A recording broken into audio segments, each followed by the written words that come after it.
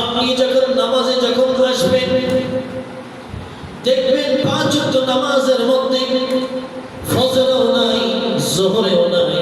আসরেও নাই, মাগরিবে নাই, ইশারের মধ্যেও নাই, কোন ওয়াক্ত নামাজের মধ্যে আপনি মুসল্লি পাবেন না। কারণ হচ্ছে যেখানে আমার নবী বলে দিয়ে গিয়েছে সেখানে আপনি আমি শয়তানের ওয়াসওয়াসায় পড়ে আমাদের জিন্দেগিকে আমরা নষ্ট করে দিচ্ছি। আমরা আমাদের জিন্দেগি করে দিচ্ছি, নষ্ট করে দিচ্ছি। তো আমার দয়াল নবী হাদিসে মুবারকের মধ্যে কঠোরতা দিচ্ছেন যে নামাজ নাই করবে না তার জন্য আমার দয়াল নবী বলতেছে عن أنس بن مالك أن رسول الله صلى الله عليه وسلم قال أمرت أن أقاتل الناس حتى يشهدوا أن لا إله إلا الله وأن محمد رسول الله فإذا شهدوا أن لا إله إلا الله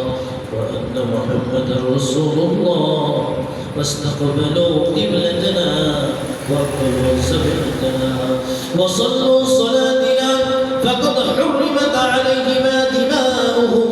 وأموالهم عن أنس بن مالك رضي الله تعالى عنه বলতেছেন আল্লাহ রাসূলুল্লাহ সাল্লাল্লাহু আলাইহি ওয়াসাল্লাম আমার দয়াল নবী সরকারে কানে তিনি বলতেছেন